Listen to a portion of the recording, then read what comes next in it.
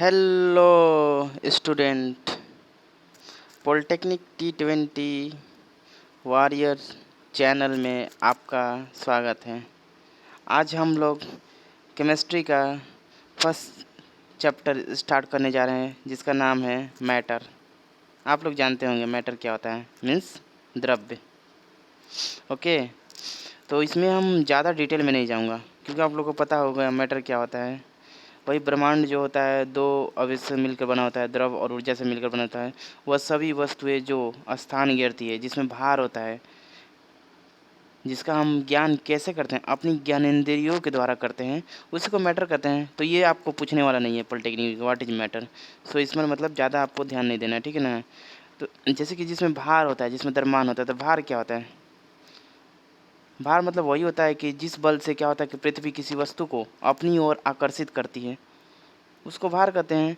तो जैसे कि फार्मूला देखिए आप क्या होता है कि जैसे वेट होते हैं डब्ल्यू से भार हम लोग ले लिए, तो वेट बराबर क्या होता है mg होता है, ठीक है ना। जहाँ पर m क्या हो गया, m जो हो गया वो द्रव्यमान हो गया, ठीक है।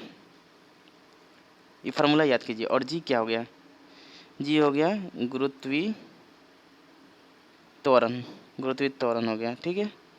ये होता है, मतलब ये एक पहला फार्मूला है भार का, ये याद कर लीजिए, ये होता है, ठीक है। और उसके बाद मास तो आपको पता है, मास ये हो गया द्रव्यमान हो गया, ठीक है, जिसको मास कहते हैं। ये तो हो गया।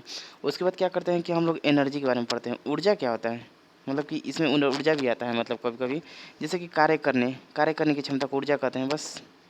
अब जैसे कि आपको हम ऊर्जा इसलिए बताएं, जैसे कि द्रव्यमान, द्रव्यमान जो होती है जिसको मास कहते हैं, एंड एंड ऐसे लिखते हैं। और एन ऊर्जा में क्या रिलेशन है, एनर्जी में क्या रिलेशन है, तो ये क्या होगा, आइंस्टीन, एक आइंस्टीन साइंटिस्ट है, आइंस्टीन एक साइंटिस्ट थे, जिन्होंने क्या हुआ कि उनके अनुसार क्या बोला गया था कि कोई भी यदि कोई द्रव्य हो गया, अगर ये नष्ट होता है, मतलब कि इसको ख़त्म होता है, तो क्या होगा कि उसी के बराबर, उसके समतुल्य, मतलब उसके बराबर क्या होता है, उसके इक्विवेलेंट ऊर्जा क्या होता है, निकलती है कोई ऊर्जा निकलती है, ठीक है ना, उसके बराबर ऊर्जा निकलती है। तो क्या हुआ कि द्रव्यमान और ऊर्जा में रिलेशन हम लोग दिखाने के लिए क्या करते हैं, ई बराबर mc², ये एक दूसरा फार्मूला हो गया, ठीक है ना, ये लिखते हैं, ठीक है, mc²। जहाँ पर ई क्या हो गया, ये हो गया उत्पन्न ऊर्जा। जब हम द्रव्य मतलब क्या होता है, जब कोई नष्ट होता है तो उससे ऊर्जा निकलते हुए, तो उत्पन्न ऊर्जा हो गया, उत्पन्न ऊर्जा की मात्रा।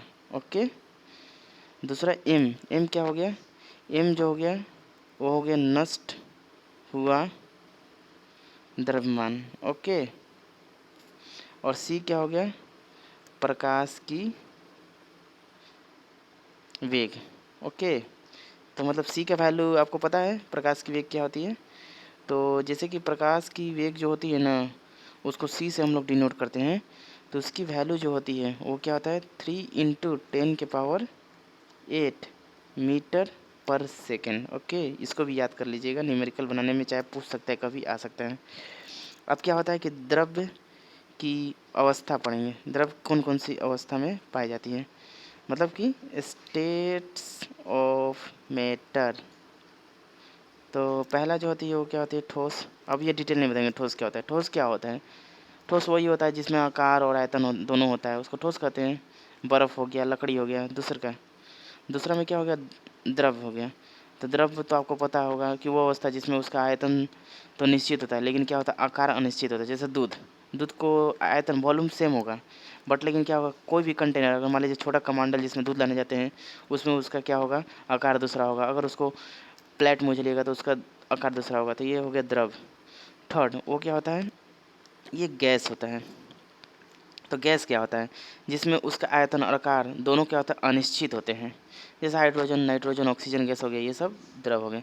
और उसके बाद क्या होगा कि द्रव तथा गैस में क्या होता है कि जो ये होता है, ये नोट नोट जैसे द्रव और जो गैस होते हैं, द्रव और गैस, इसमें दोनों में क्या होता है कि बहने का गुण होता है, मतलब बहता है। आप देखे होंगे कि बहता है, मतलब जैसे गैस इधर से उधर जाता है, फिर द्रव हो गया, इधर से उधर मतलब लिक्विड होता है, बहता है। तो इसलिए इसको क्या बोलते हैं, इसको हम लोग तरल पदार्थ भी कहते हैं। तरल, ये दोनों को क्या कहते हैं, तरल पदार्थ, तरल पदार्थ भी कहते हैं, ठीक बना, ठीक है ना। जैसे कि इसको कहते हैं फ्रूट्स, फ्रूट्स कहते हैं, ठीक है। ये तो हुआ ये। उसके बाद क्या होता है कि सामान्य जो ताप होता है हमारा, सामान्य ताप कितना होता है? सामान्य ताप जो होता है उसमें क्या होता है कि जल, जो जल होता है वो क्या होता है? द्रव में पाया जाता है, द्रव में पाया जाता है जल, ठीक है। और अगर 0 डिग्री हो जाता है, 0 डिग्री से कम कम करते हैं तो क्या होता है? ये बर्फ़ बन जाता है, ओके, मतलब ठोस हो गया। अगर 100 डिग्री से ऊपर अगर चल जाता है, ऊपर चल जाता है टेम्परेचर, तो क्या हो जाता है? वो गैस बन जाता है। मतलब कि क्या हो गया, हमारा जो जल होता है वो सॉलिड में पाया जाता है, लिक्विड में पाया जाता है और गैस, तीनों अवस्था में पाया जाता है। बोलने का ये कारण था, ठीक है ना। एक मैटर का जो होता है एक चौथा गुण भी होता है, चौथी अवस्था भी होता है, फोर्थ अवस्था। उसको क्या कहते हैं आपको पता है? उसको बोलते हैं प्लाज्मा। हिंदी और इंग्लिश दोनों में ही प्लाज्मा बोलते हैं, ठीक है। प्लाज्मा क्या होता है? ये क्या होता है कि ठोस, द्रव एवं गैस सभी विद्युतीय रूप से क्या होता है? उदासीन रहते हैं। और लेकिन ब्रह्मांड में पदार्थ अधिकांश भाग जो होता है ना आयतन अवस्था में पाया जाता है। तो क्या होता है कि जैसे कि अधिकतर भाग जो होता है ना, क्या होता है ब्रह्मांड में पदार्थ अधिकांश भाग होता है, क्या होता है? आयतन अवस्था में होती है, आयतन अवस्था में होती है, ठीक है ना, आयतन अवस्था में होती है। और इसको, यही जो आयतनीय अवस्था होती है इसी को हम लोग क्या बोलते हैं? प्लाज्मा बोलते हैं, ठीक है, ओके। ये तो प्लाज्मा हुआ। उसके बाद क्या करता है कि प्लाज्मा का जो उपयोग कहाँ कहाँ करते हैं? तो इलेक्ट्रॉनिक्स में करते हैं, इलेक्ट्रॉनिक्स हो गया। उसके बाद नाभिकीय शक्ति, विद्युत शक्ति, ये सब जगह है। और एक इम्पॉर्टेंट पॉइंट है, जैसे कि नोट यहाँ पर कर लीजिए कि जो प्लाज्मा होती है, प्लाज्मा वो क्या होता है? प्लाज्मा के चलते ही क्या होता है कि सूर्य और जो तारे होते हैं वो क्या होते हैं? चमकती हैं, चमकती रहती है। ये याद कर लीजिएगा, एकदम नोट है। उसके बाद क्या होता है कि प्लाज्मा, मतलब प्लाज्मा का रूप होता है जिसको बोलते हैं क्या? प्लाज्मा को ही जो फ्लोरोसेंट बल्ब होते हैं, फ्लोरोसेंट, फ्लोरोसेंट और नी उन नियॉन बल्ब जो होते हैं उसमें क्या होता है? प्लाज्मा ही भरा रहता है, प्लाज्मा फील होता है, ओके। अब देखिए, अब जैसे कि सॉलिड से गैस, गैस से सॉलिड, इस सब में चेंजिंग होता है। तो सबसे पहले हम लोग पढ़ेंगे मेल्टिंग। मेल्टिंग क्या होता है? मेल्टिंग इंग्लिश में बोलते हैं, इसका मतलब होता है गलन। गलन, गलन क्या होता है कि वो निश्चित ताप जिस पर कोई द्रव अपनी ठोस अवस्था से पूर्ण रूप से द्रव अवस्था में, मतलब कि कोई एक टेम्परेचर होता है, ठीक है ना, उस पर क्या होता है कि कोई, मतलब क्या बोलते हैं, ठोस, सॉलिड, इससे सॉलिड जो होता है ना वो क्या होता है? लिक्विड में चेंज हो जाता है, ठीक है ना। तो उसको हम लोग क्या कहते हैं? गलन कहते हैं। और उसका जो विधि होता है चेंज होने का विधि, उसको मेल्टिंग पॉइंट कहते हैं। मेल्टिंग पॉइंट मतलब गलनांक, गलनांक कहते हैं इस विधि को, ठीक है ना। अब क्या होता है कि जो अगर अशुद्धि, अशुद्धि मतलब इम्प्योरिटी, अगर इम्प्योरिटी बढ़ता है, इम्प्योरिटी जब बढ़ता है ऐसे हम दिखाएंगे, अगर घटेगा तो ऐसे दिखाएंगे, ठीक है, ये याद करिएगा। तो अगर जैसे कि इम्प्योरिटी जब बढ़ता है तो क्या होता है? गलनांक जो होता है हमारा, गलनांक वो क्या होता है? घट जाता है। ये इम्पोर्टेंट पॉइंट, पहला इम्पोर्टेंट पॉइंट, ठीक है, इसको याद कर लीजिएगा, रिमेंबर।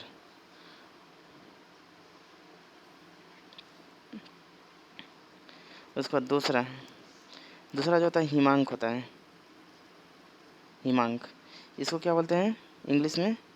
फ्रीजिंग पॉइंट बोलते हैं, फ्रीजिंग पॉइंट बोलते हैं, ठीक है। ये क्या होता है कि वो निश्चित ताप जिस पर कोई द्रव, जैसे कोई लिक्विड क्या होता है, वो सॉलिड में चेंज हो जाए, लिक्विड सॉलिड में चेंज हो जाता है, यानी जम जाता है, तो उसको हम हिमांक कहते हैं, ठीक है ना। जल का पूछ देगा, जल का हिमांक क्या है? तो क्या है? 0 डिग्री सेल्सियस है। याद कीजिए, इसको नोट कर लीजिए। देखिए, हम जो जो नोट बता रहे हैं ना वही इम्पोर्टेंट है, आप उसको एकदम अच्छा से अपने माइंड में बैठा लेंगे तो वो अच्छा रहेगा। अगर 1-2 बार वीडियो देख लीजिएगा तो आपको माइंड में आ जाएगा।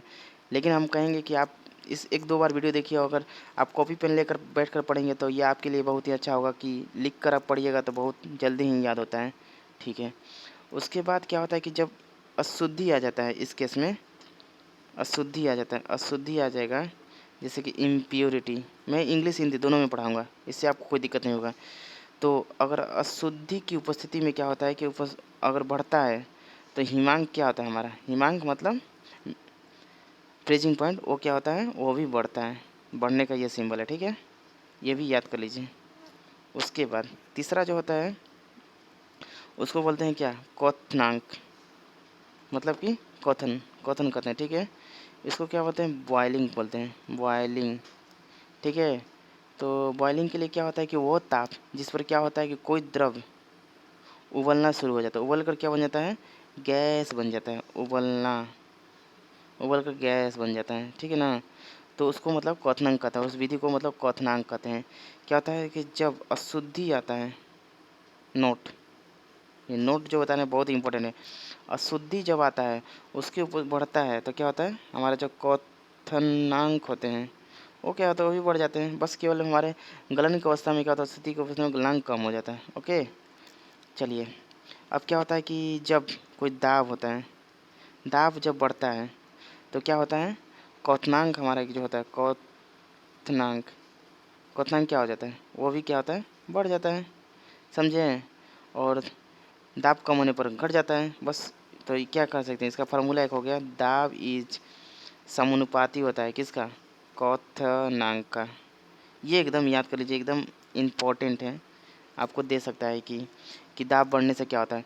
अब क्या होता है कि दाब बढ़ने से हमारा क्वथनांक बढ़ता है, तो इस पर एक एग्जांपल, जैसे पहाड़ों पे हम लोग जाते हैं तो क्या होता है, पहाड़ होता है, कोई पहाड़ होता है, वहाँ पर क्या होता है, वायुमंडलीय जो दाब लगता है, जो वायु से ऊपर से जो दाब लगता है उसका मान क्या होता है, कम होता है, थोड़ा कम होता है, किसके दाब से, जो कम होता है।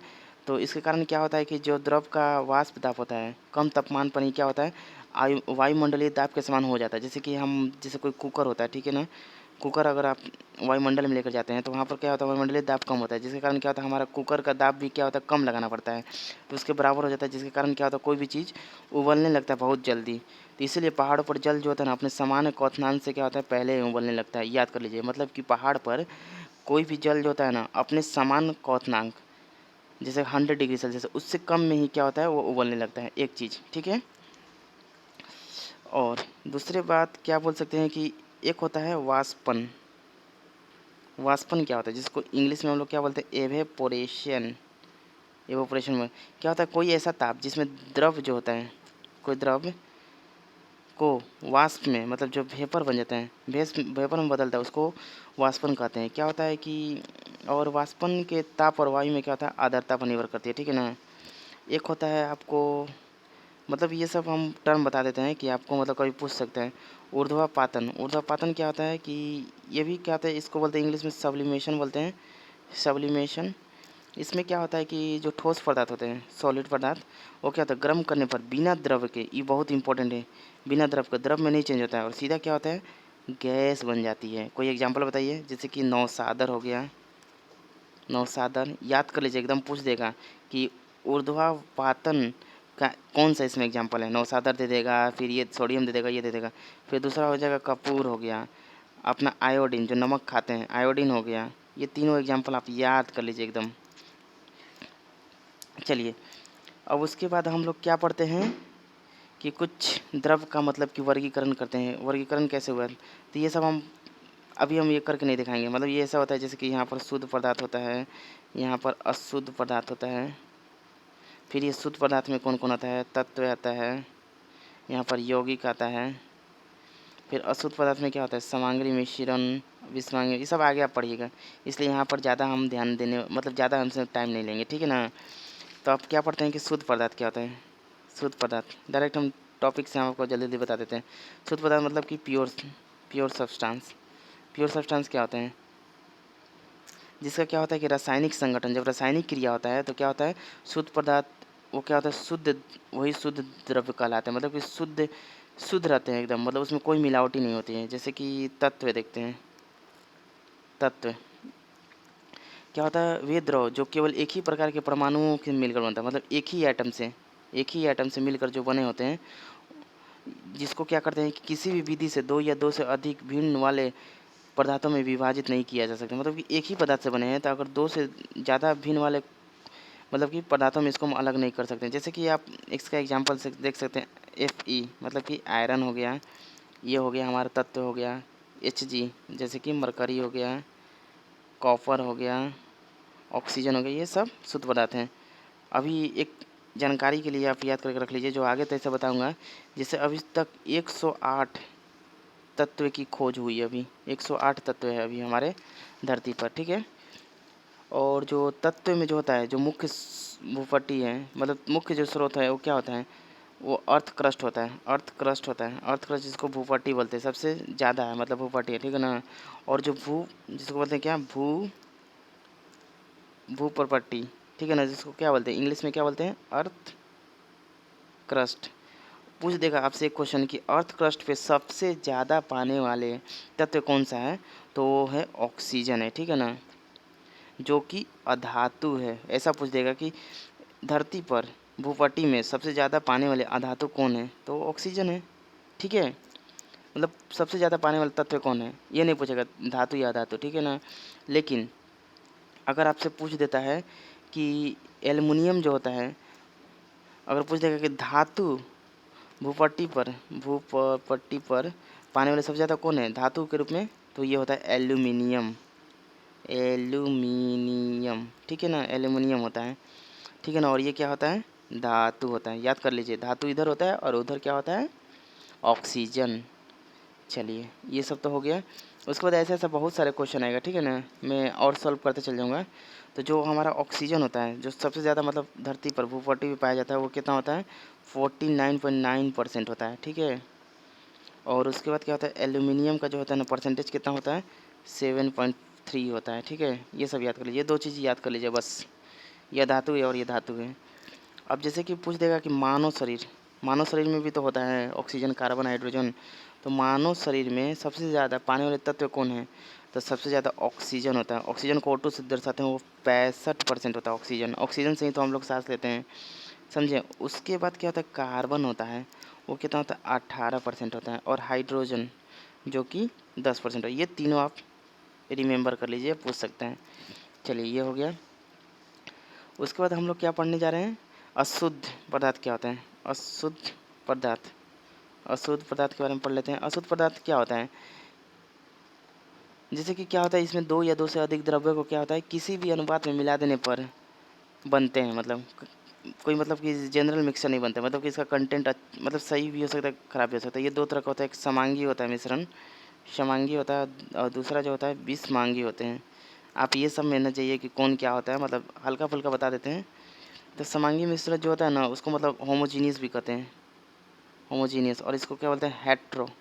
होमोजीनियस का मतलब होता है कि जिसमें इसमें क्या होता है, प्रत्येक भाग का जो संगठन होता है, मतलब कंपोजिशन, वो एक जैसा होता है। लेकिन इसमें क्या होता है, एक जैसा नहीं होता। जैसे कि इसमें चीनी चीनी और पानी का शरबत आप बनाते हैं, तो आप कहीं से भी चखिए, ऊपर चखिए, नीचे से चखिए, दाएँ से चखिए, चाहे बाएँ से, मिठास सेम ही रहेगा। लेकिन अगर बालू का और पानी का मिश्रण लीजिए, तो ऊपर से देखिएगा तो पानी रहेगा, नीचे जाइएगा तो बालू के सहित पानी मिलेगा।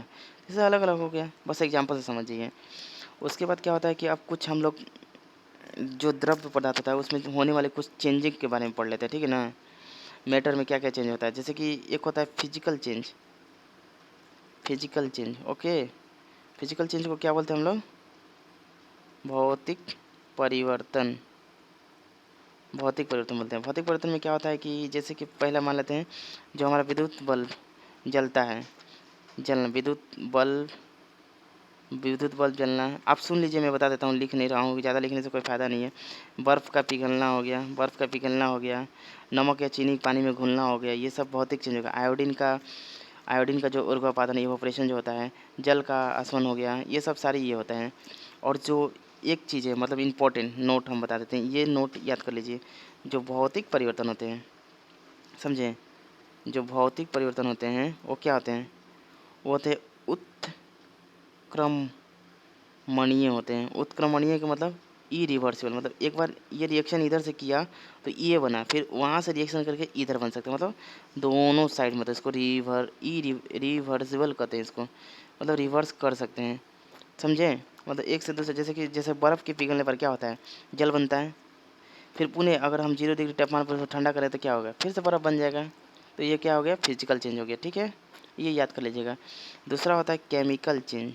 ओके, केमिकल चेंज के बारे में पढ़ते हैं। केमिकल चेंज जैसे कि इसको हिंदी में क्या बोलते हैं, रासायनिक रासायनिक परिवर्तन होता है। ठीक है, तो रासायनिक परिवर्तन के लिए क्या होता है कि जैसे ऐसा परिवर्तन जिसमें क्या होता है, पदार्थ का रासायनिक संगठन तथा गुणधर्म अस्थायी रूप से क्या हो जाता है, परिवर्तन हो जाते हैं। मतलब जिसमें क्या होता है कि रासायनिक क्रिया होता है, करने के बाद क्या होता है, एक नया पदार्थ बन जाता है, उसको रासायनिक परिवर्तन कहते हैं। जैसे कि मोमबत्ती मोमबत्ती मोमबत्ती जो जलाते हैं, मोमबत्ती का जलना हो गया, जंग लगना हो गया। मैं बता देता हूँ क्या क्या हो सकता है। जंग लगा, दूध से दही बनना। तो ये सब क्या होता है कि ये सब जो होता है ना, ये सब हमारा क्या होता है, वो तो उत्क्रमणीय क्या होता है, भौतिक। तो ये क्या होता है कि जो रासायनिक क्रिया, रासायनिक जो परिवर्तन होते हैं, वो क्या होते हैं, वो होते हैं क्या, रासायनिक परिवर्तन जो होते हैं वो क्या होते हैं, अनुत्क्रमणीय होते हैं। ठीक है ना, समझे। मतलब कि इसको क्या बोलते हैं, इरिवर्सिबल। मतलब एक बार जो बन गया दूसरी बार पीछे नहीं कर सकते। जैसे दूध से दही बनाना, अब दही बन गया तो दही से तो दूध तो आप उल्टा नहीं, पॉसिबल नहीं है, नहीं कर सकते। बस यही हो गया। अब उसके बाद क्या होता है कि कुछ इंपॉर्टेंट चीज़ें आपको हम बता देता हूँ, जो कर लीजिए नोट, अच्छा रहेगा।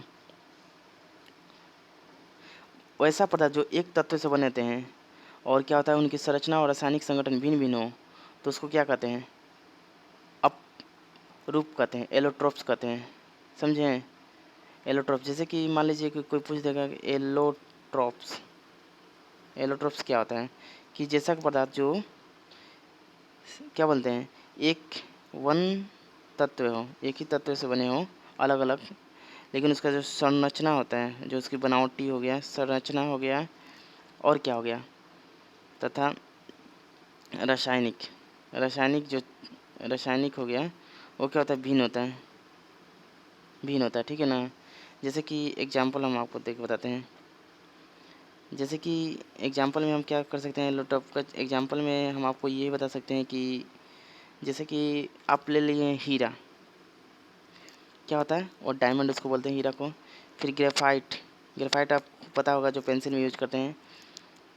ये सब क्या है, दोनों जो होता है ना, वो दोनों कार्बन है। दोनों क्या होता है, कार्बन है। ये भी कार्बन से बना, ये भी कार्बन से बना था। लेकिन क्या है, हीरा क्या है, बनावटी स्ट्रक्चर डिफरेंट है। ग्रेफाइट जो होता है लिखने में काम आता है, और हीरा क्या होता है, चमकने, आभूषण बनता है। लेकिन दोनों कार्बन से ही बने हैं।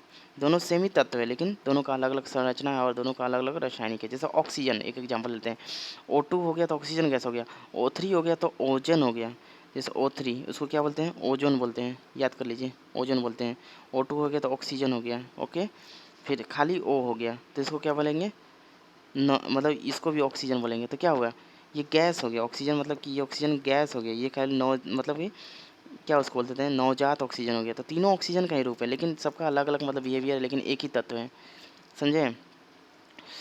अब क्या हम लोग जन जन जैसे कि अब हम एक और बताते हैं। जैसे कि एक और नोट देख लीजिए, इम्पोर्टेंट है।